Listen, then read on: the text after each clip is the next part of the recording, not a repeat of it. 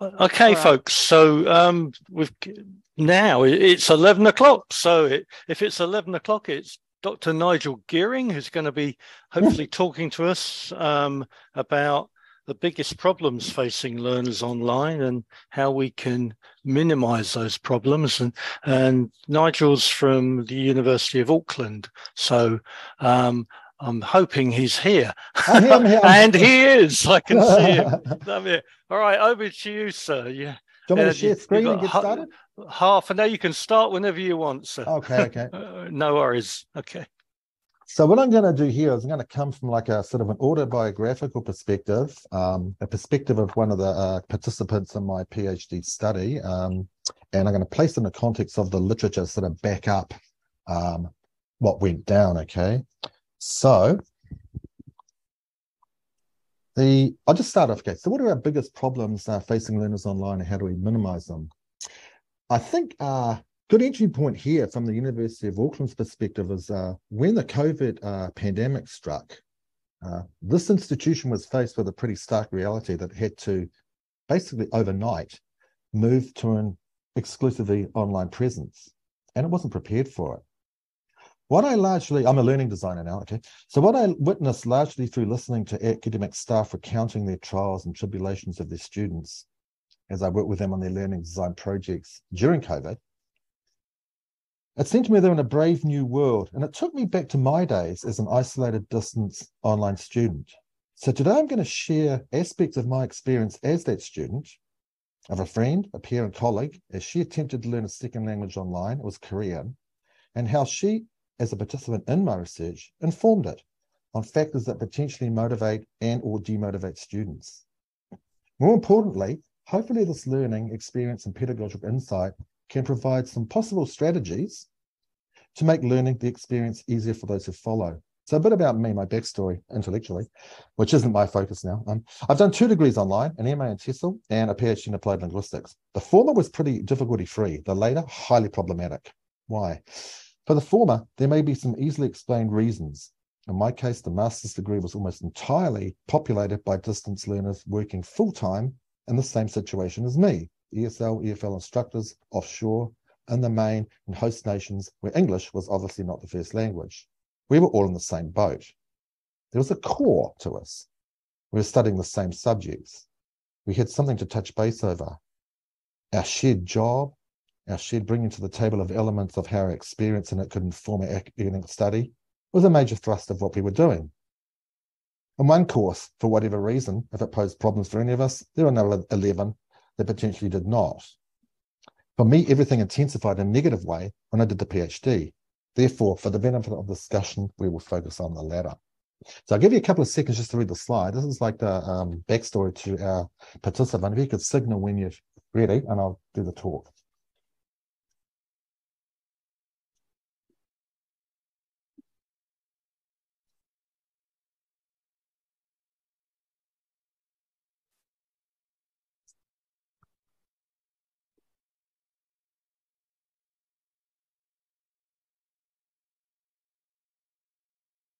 Ready? Okay, so my PhD focused on factors that motivated and or demotivated EFL instructors all working in South Korean universities to acquire the Korean language. One participant in this PhD research was recruited to be a 1-year longitudinal case study into her learning path and the associated challenges, and more importantly, how they impacted on her as she tried to do this as an online distance student. I interviewed her every week. What I increasingly came to realize, and we became really, really good friends actually, was that while the subject matter we were studying was arguably almost incomparable, so much of her learning experience mirrored mine. The result was that as she recounted how her online experience made her feel, was exactly the same as mine, frustrated and totally disrespected. Whether this was our perception of it, it doesn't really matter. It became our reality. There was no way to cross-check anything. We didn't know if our feelings were valid or appropriate. That's important, okay? So I'll give you a couple of seconds here. If you can go through maybe from left to right along the top and then the same for the second line. These were the problems that we faced, our biggest themes. So you can signal to me when you're ready and I'll proceed.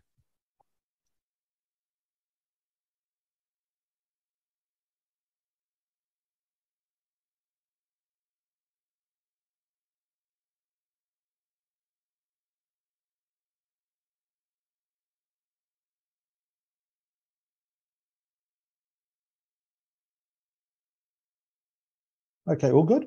Can I start? Yep. Okay, cool. Okay, so what were the main reasons for these feelings? Much of our shared experience came down to a small range of issues that we've got up here on the board, which may exist in any learning environment, but were exponentially magnified when done by distance. This is a significant theme, and one I believe, unless you've experienced a bit like anything, you will not understand its implications. Having been on the receiving end of it made my teaching practice far more emotionally intelligent because I now felt the students' pain.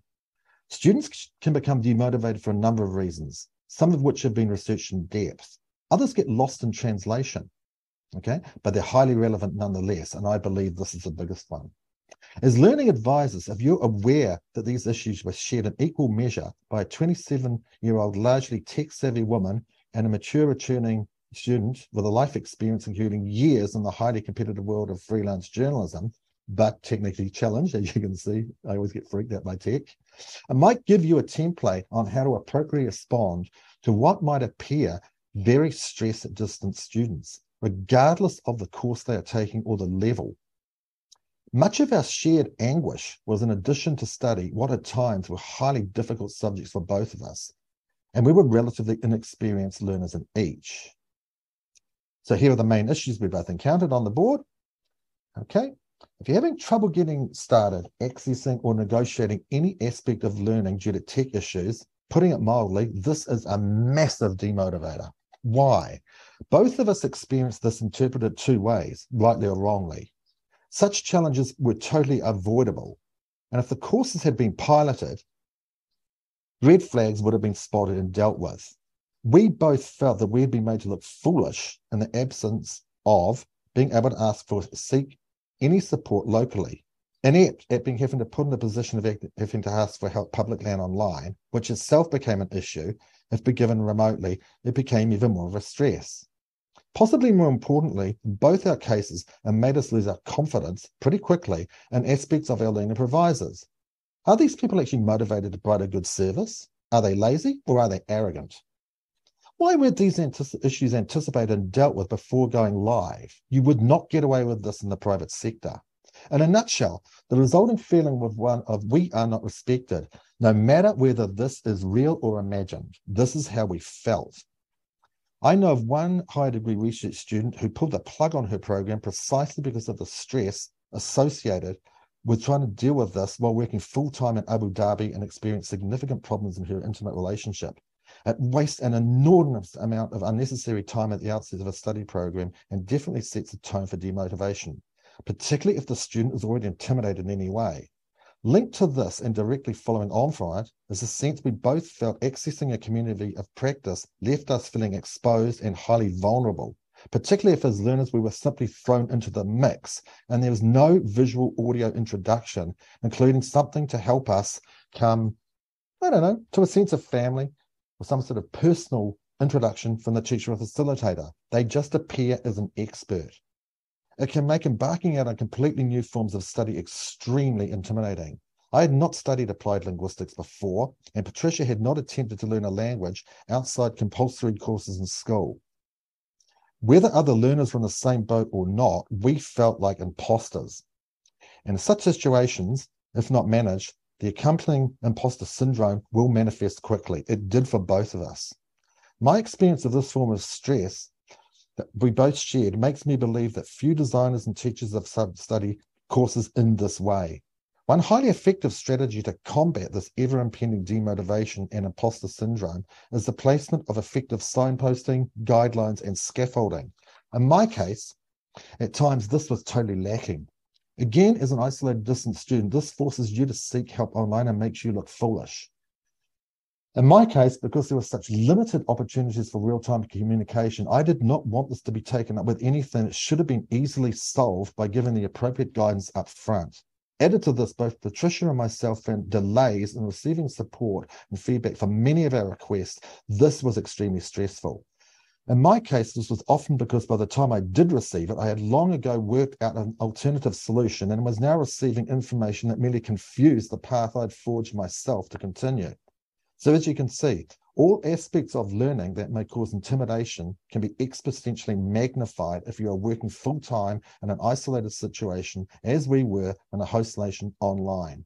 This left me feeling both highly disrespected by turns, whether this was my own problem that existed purely in my head, or whether it could have been far more readily addressed by simply being there, is something I firmly believe was greatly alleviated by the latter.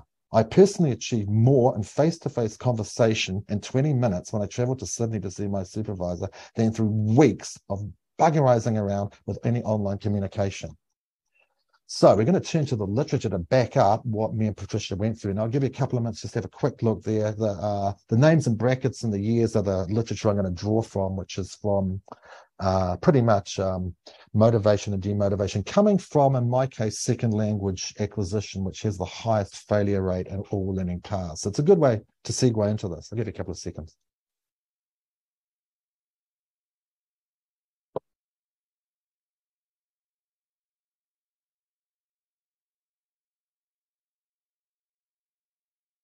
Okay, good to go? Can someone give me a nod? Okay. Okay. So as you can see, very little of what we're talking about is actually related to what either of us was studying. It was almost entirely about our perceptions, fears, and associated obstacles and challenges. Of course, while these may exist in face-to-face teaching or setting or learning, what I've experienced now, having been a learner online and face-to-face and a teacher in both forms, face-to-face enables you to have a far more effective relationship with the students. In my case of doing a degree program that for 8 years, it was not until I was more than halfway through that I actually met any person associated with it in person. That's absurd. As soon as these themes are alluded to in the literature, these themes are now alluded in the literature. Casanave's case studies into English speakers working and living in Japan reveal that ecological factors can have a significant contributing factor to a student's success in any given course of study, regardless of the academic ability in it.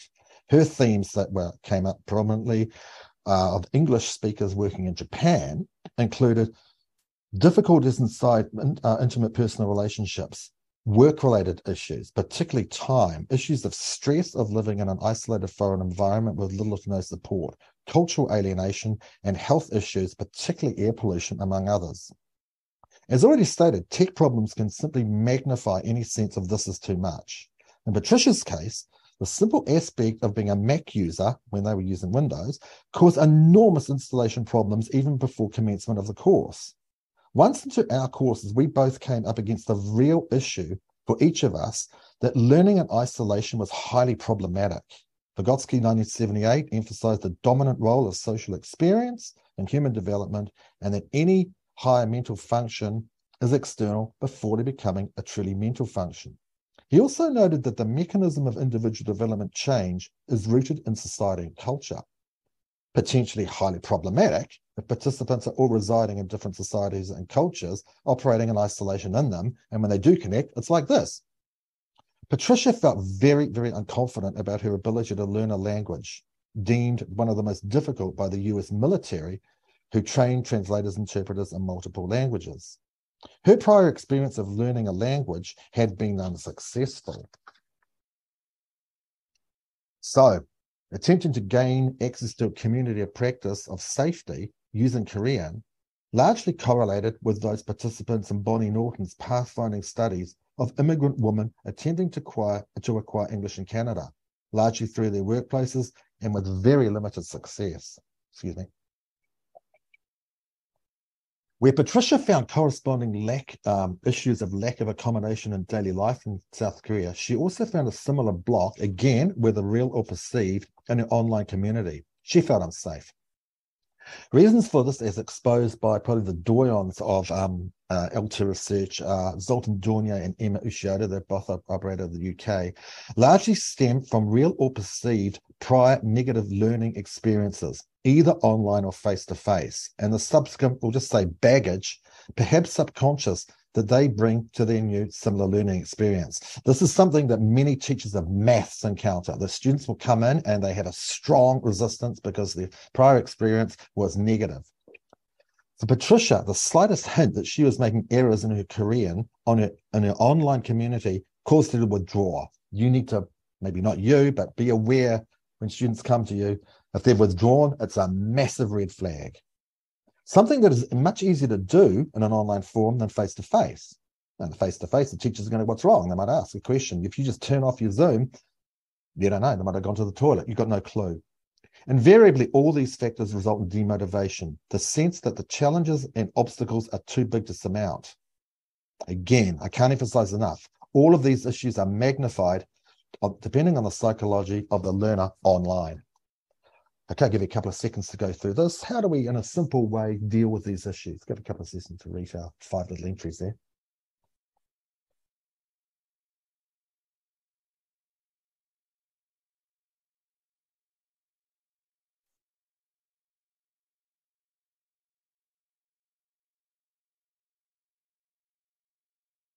Good with that?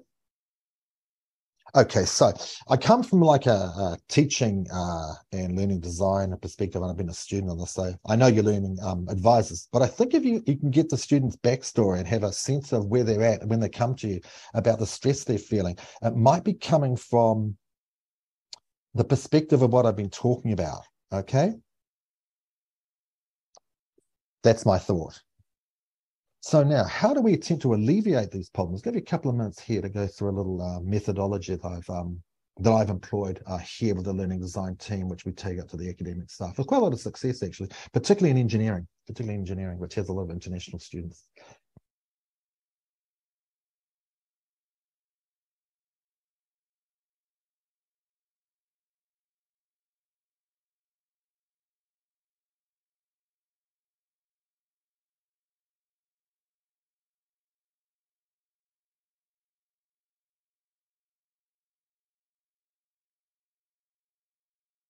Good to go? Continue? Okay. Okay. So more importantly for us, and I'm not a learning advisor, but I think it's good for you to be on the page with us. How do we alleviate these roadblocks, many of which are pretty easy to do? In my experience of doing a higher degree research degree online, which involved 18 months of initial coursework before embarking on the research, inclusion of the points listed on the slide, with the exception of provide, which was Patricia's main concern, would have made my learning life much easier to negotiate. Now, here I'm not referring to the content of difficulty of that. Of course, doing a PhD in a discipline you have not previously had any experience in is going to be hard. That's a given. And I accepted that at the outside. However, this might be a bit harsh, but to hell with it. It is part of the job description of those planning and teaching such courses that there will be students such as myself and Patricia in the mix. They chose me. They selected me. They knew where we were at. In short, it is not possible to seek and get immediate feedback when studying online. It is imperative that there is adequate and appropriate scaffolding of tasks throughout at a pretty basic level. As I said before, I knew of one student who actually withdrew of a PhD program during the coursework stage specifically for this reason. Now, she had a lot of problems going on in her intimate relationship, but it's still part of her life. She was stressed. This was avoidable. She just got too stressed by the ridiculous leaps that she could not make without a bit of support. We are not all academic experts in applied linguistics. We are human beings. Every time she sought help, which in the end she came to me, I couldn't help her, I didn't know, it was not responded to. And when it came, it was too late. Okay? Again, we need to have some respect. Some learners respond well to feedback, myself included, but we want it now. As a learning advisor, you might find that some of these students come to you in a highly stressed state. This might be their backstory. So, give you a couple of seconds here. Here's our bullet points for our conclusion. We want to come from a perspective of emotional intelligence, probably more importantly than intellectual intelligence.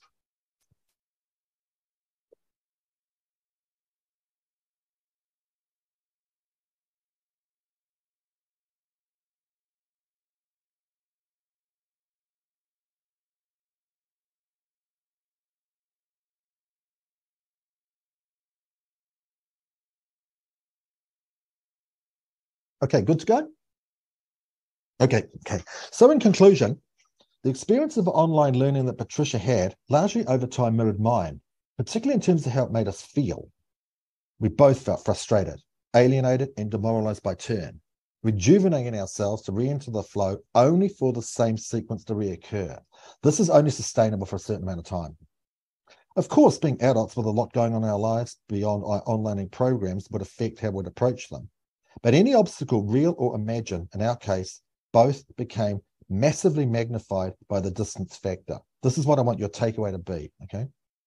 Such online learners may well be coming to you as a learning advisor in a highly stressed state. What this presentation is attempted to bring to you is that may be part of a larger, much bigger picture. It's not about the content, it's about feeling alienated. Try to be a bridge over the divide for them. They will appreciate it more than you'll ever know. That's it. Oh, thanks, Nigel. That's really, really excellent. Oh, really? I was a bit worried because I'm not a learning advisor. So I don't know how to take to you. Yeah. Got a few comments, though. Okay. Everybody wants to have your presentation, I think.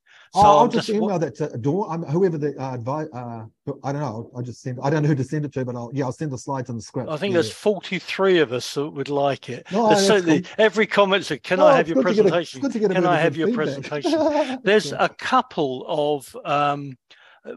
I'll just go from the last one. Actually, it's from Zia Gower.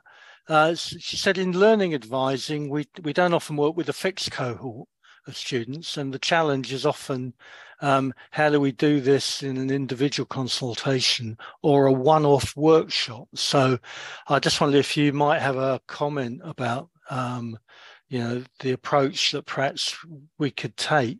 And also other people saying there's also massive time constraints. That's from Kirsten. So I think maybe the feeling is that it's a slightly different sort of milieu, to maybe dealing with a student all the time. I guess, I don't know, I found for me, I'd sort of reach there in an impasse or something, I'd be stuck, so it's not when I was I try to give an example, something really broad, and I'd sort of email the supervisor, do you want me to talk about problems in the classroom, or you want me to talk about problems in daily life?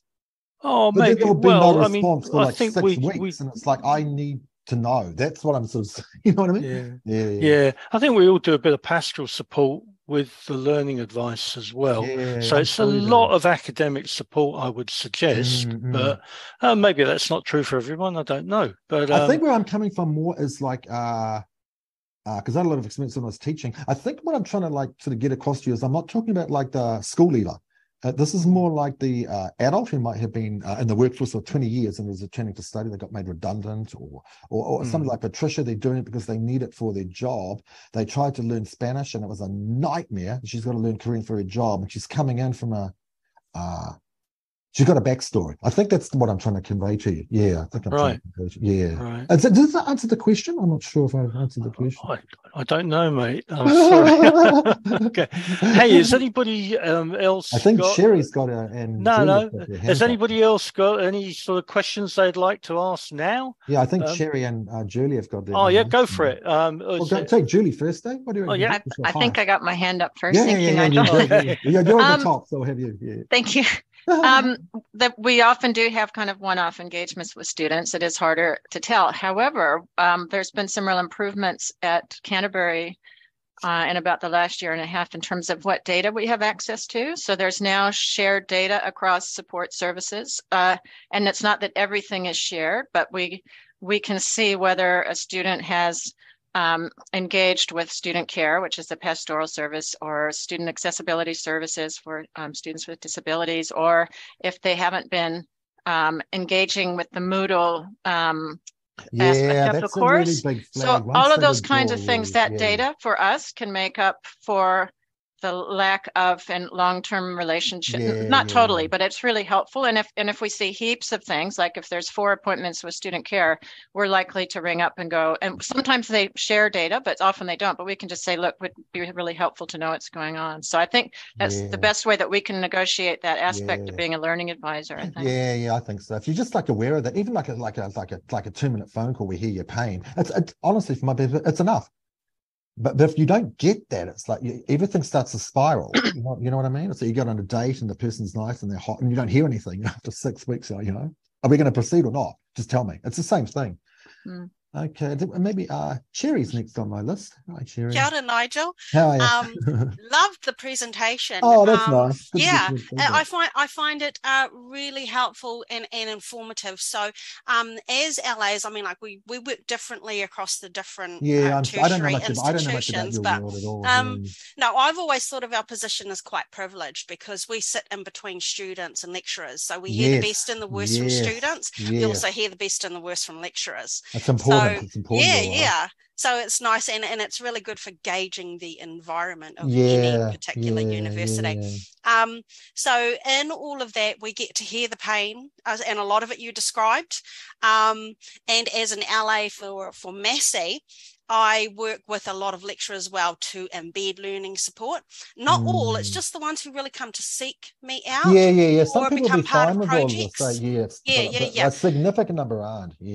So in everything that you've presented, I mean, like these slides for me just help to contextualize that and to convey those messages to other lecturers who are looking for that support, and even to reassure students that this is happening, in a lot of different ways, and they're not alone in all of this, and there's always ways to make education better for them. So really more of just a statement or a comment, and to say thank you. Well, thank you. I think that what I'm trying to convey is like I don't know, like in your role, maybe a person presents and they're really stressed and you might instantly think they're having a problem with the content of what they're learning. I think what I'm trying to get across here is that it's their backstory of frustration. Oh, I loved that. You said that, because backstories are everything. And they are. There's kind of like a policy where, I don't know, like I say, everyone's different, but at Massey, undergrads get half an hour, postgrads get an hour, and I just refuse to do that. I tell my bosses, I tell whoever, I see everyone for an hour, and that's just how I work. Because good. I can't, shuffle them through in half an hour like that, especially when I've never spoken to them before, because they've got those distinct needs. So and they might not actually know even how to articulate it. You know what I mean? Exactly. Like I've got a lot of deciphering.